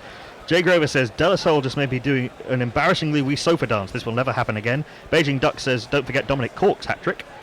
Leslie Jez says, does SA deserve to lose as they aren't even trying to get my GPL pick? Every time I now see the abbreviation in a text, NP, which is normally no problem, I shall just think nervous poo. Stokes is in, and that one was closer to the off stump, and there was a well-judged leave by Vernon Philander. Brian Barris says, I go to the loo and England take 2 wickets. Anything dodgy you want me to consume? Go back to the loo.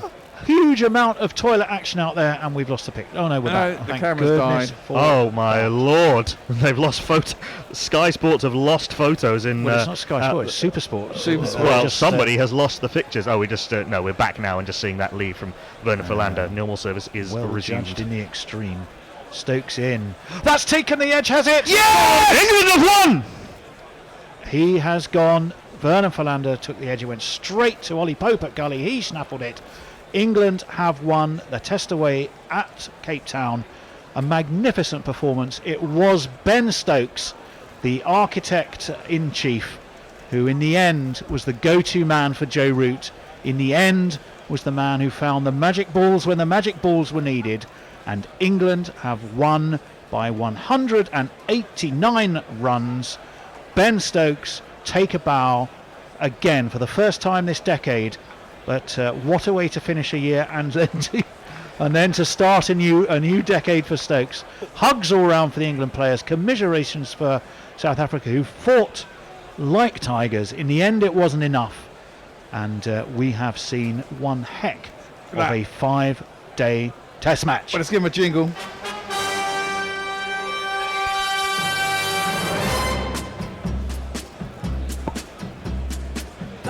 Yeah, comfortably taken by Dom Bess at head height. Vernon Philander was dogged and determined in his last test at his home venue. 8 not out of 51 balls. South Africa needed 8.2 overs remaining. Stokes gets that length off that crack, as he's been doing from this spell in the Weinberg at the Weinberg end. He's taken 3 wickets in his last 3 overs.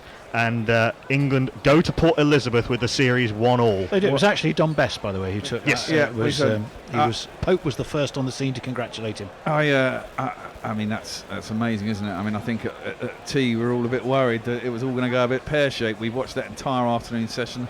There's only 1 wicket in it right at the beginning of it, and you were kind of thinking, oh God, it's just not going to happen. And New Zealand did it to us not that long ago. It lasted a whole day to squander a test match, but I think the pitch was just about doing enough here. There was that little bit outside off which caused all the trouble at the end there, and England have got a just win. I think they deserve that, to be honest. It's been a tough game. Well, I think you've got to also balance into that the fact that they lost their gun bowler Well, they lost Jimmy, got 5 for in the first. Well, they lost their innings, gun didn't bowler before the game even because true. they didn't have that. They didn't have Jofra. And then, as they went into the afternoon wanting to rely on the 2 men of the greatest experience, one of those apparently has a side strain. So they didn't really get value out of Jimmy. And I think Joe Root, whose captaincy has so often been questioned, he never gave up. He kept trying something different. He rotated his bowlers when we were all saying, bring on your spinners, bring on your spinners. He did. Yeah. He brought Denley on at the right time. He brought Bess on at the right time. He even bowled himself at the right time. Yeah. And they were unlucky. There were things that spat off the gloves and stuff that didn't go at fielders and stuff, which is the way it goes. It's a game of cricket, you know. But they had just enough time to create just enough chances, and you got to hand it to South Africa to take it so deep. To be honest, they could have quite easily crumbled earlier on today. Well, from a South African perspective, yes, I think they can be very proud of the effort. But what happens so often is, once one or two have happened, then at the end kind of comes in an acceleration, quickly. Doesn't it? Well, that's the thing. That is what happened there. I mean, this is it. Once you get down to the bowlers, I mean, Philander, as you said, is a pretty decent bat, and Pretorius has not got a bad first-class average, but they're not as good as your top order, and eventually you wear them down, and the pressure gets to them as much as it does us, and they're the ones who had to survive, and thankfully we got through. But I think you would say, as we are looking pitchside at the interview with Stuart Broad and the double catch man, or the double-handed catch man, Zach Crawley, as the beautiful Table Mountain as the background vista. If you were there, you'd say that was an I was there moment. Yeah, you would do, because it was just a magnificent, hard-fought, gritty, pulsating game of Test cricket. And a perfect advert for 5-day tests, I'd say. There were some superlative performances in this Test match. Let's not forget Ollie Pope's not out 61, which got England up to a decent score. Philander was superb in the first innings of the ball. Actually, all of South Africa's bowlers were very good. James Anderson becoming England's record 5 for taker. Rassie van der Dussen and Dean Elgar in the first innings. Dominic Sibley, of course, 133 not out, and Ben Stokes' brutality to give England enough time to force the victory. Ditto Josh Butler, even as well, sacrificing himself for the team to some extent, although it won't look particularly good on the scorecard. And then for South Africa, Pieter Malan, 84 off 288 balls. Rassie van der Dussen, 17 off 140. Even Quinton de Kock lasted over 100 balls. Zubair Hamza lasted over 60 balls, 59 balls. Dean Elgar, 78 balls. Pretorius and Philander fought bloody hard, but Ben Stokes was just too good for them in the end. Yes, he was. We're looking at the England players. Interestingly enough, actually, as the England players go to the dressing room and are hugging each other, Jimmy looked a weary, barely able to stand up kind of hug. We'll give you very quickly the scorecard for the day, and then see who is with us on various social media platforms and enjoyed what has been a magnificent Test match. Don't forget, South Africa started just 2 men down. They'd lost Elgar and Hamza last night. Maharaj. Sorry, no, you're right. Sorry, Maharaj started today. So Malan, he went caught Ben Stokes, who's in the game, bowl current, but he went for 84. So he was disappointed. But crucially, I'll also give you the number of bowls faced, because that was off 288 balls. Maharaj didn't offer quite so much resistance this morning. He was LBW to Jimmy Anderson for just 2. Faf du Plessis batted nicely enough and solidly enough, 19 off 57, but then inexplicably swept straight to Don Bess at square leg, who couldn't quite believe his luck. Van der Dussen, he was again offered unbelievable resistance. If I say 17, you'll go, well, that wasn't particularly spectacular. 17 off 140 balls in an impressive rear guard. But then England made a fielding change. They brought Jimmy Anderson to leg slip, and somehow Van der Dussen had missed that, and he just tickled it round the corner straight into Anderson's hands off Stuart Broad. So the old double act working together to get that. Quinton de Kock, he made 50 off 107, very slow for him, not surprisingly, and he also rather gave his wicket away. They were the only 2, though, really, weren't they? Yeah. He what did he do? Did he pull to Crawley? He spanked a long hop straight to mid-wicket. Spanked a long hop straight to mid-wicket. Yes, he did, and that mid-wicket was Zach Crawley, who will come into the story again very shortly. Vernon Philander, he was the last man to go. He was caught by Pope Boldstokes. So it was Pope. I thought it was. Pretorius, he caught Root Boldstokes. And Norkia, he only faced one ball, but he was out to the most extraordinary catch. Juggled by Zach Crawley off, of course, Ben Stokes again. As a big right hand went up, parried it into the air. He fell onto his backside. But the fielding, the slip fielding ring by this stage for England was about 12 players, and they all seemed to converge on him to try and take the ball. But it just dropped into his other hand, and called as you like, he took it. So extraordinary. The bowling, 2 for 23 for a clearly under the weather Anderson, 1 for 37 for Stuart Broad, 1 for 57 for Dom Bess, who we felt bowled a little too full. But let's not be too critical right now. 1 for 37 for Curran, 2 for 42, first 2 wickets for Joe Denley. No wicket for Joe Root, none for 11 off 6, so it was tidy and efficient. But certainly the man of the bowling attack, doing exactly what was needed, when it was needed, in the way it was needed. 3 for 35 for Ben Stokes. England, the winners, they've won on an away test, they've evened the series. We go to Port Elizabeth with this series quite magnificently balanced. Indeed. It's going to be an absolute cracker in Port Elizabeth. Please do join us on the 16th of January. Back at the original start time of the first test match at 8 o'clock, so we'll be on air at 7:50 a.m. Messi Jez says, sent in a little graphic. How good is 5-day test cricket? Quite right. When test cricket's at its best, there's nothing better in all of sport for my money. Jay Grover says, Ben Stokes' hair, Tony is a very generous man. Gitson Grat says, even if for some reason we don't get the final wicket, thanks again Gorillas for making a Tuesday afternoon feel like a Saturday evening. Mike Taylor says, Stokes reads the script and learns his lines again. Jay Grover says, old school slips, effing mint. Shut up about your crack there, it gets enough of the limelight. As we see Vernon Philander in Cape Town for the last time. This is his home ground. It's where he started in Test cricket, that extraordinary performance against Australia when they were bowled out for 47. And he's now walking around the perimeter of this glorious ground, accompanied by his wife and his child. Lovely, touching scenes as Cape Town says farewell to one of its very best. Back on the tweets, Jay Grover says he switched to Facebook Live to enjoy the communal joy or despair. Jonathan Lowe says, thank you, Gorillas. Ravina says, Ben, yes, I'll have your babies. Jay Grover says, blimey, Charlie, that was fun. Thank you all very much. Messi Jez says, thank you all. Fantastic coverage of a fantastic game. Sachin Jungam says, Stokes does it again for England. South Africa couldn't hold the guard. Ricky Rouse says, Stokes, amazing player. Beijing Duck says, thanks for the experience. Truly amazing comeback for England. Great stuff from the Ginger Wizard, and then says, I'm still pooing. Can I stop? Can I heck? Yes. Great result. You guys make Test cricket and my poos special again. Alex Hubbard says, that is a game of Test cricket. Pinnacle of sports stuff.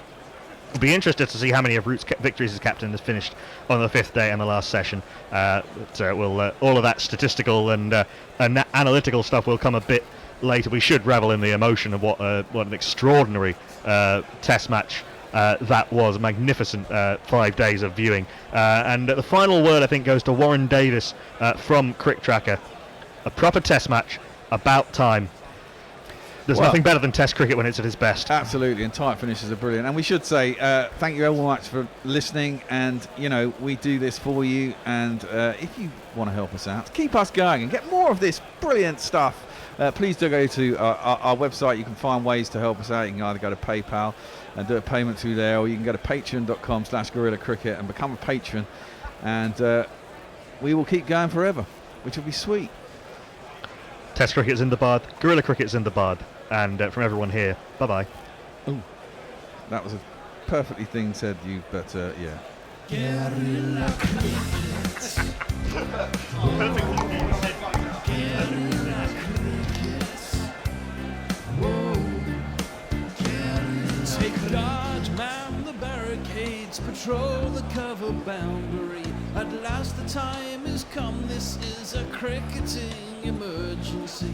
Hear this call to arms for every cricket revolutionary. Take up your bats and stumps for the Test match insurgency. At first they tried to silence us, but we would not be silenced. They threatened us with lies, so we threatened them with violence. Che Guevara, Sangakkara, Joseph Stalin, Douglas Jardine, Robespierre, Carol Hare, Vladimir Lenin, O'Brien Kevin, guerrilla cricket. It's not about the winning, it's about how many rules you break. Even in cricket commentary, this is the best advice to take. Pick guerrilla cricket, it's the finest choice you'll ever make. There's so much more to cricket than rev counters and a slice of cake. At first they tried to sanitize us and clean up our act, but people like it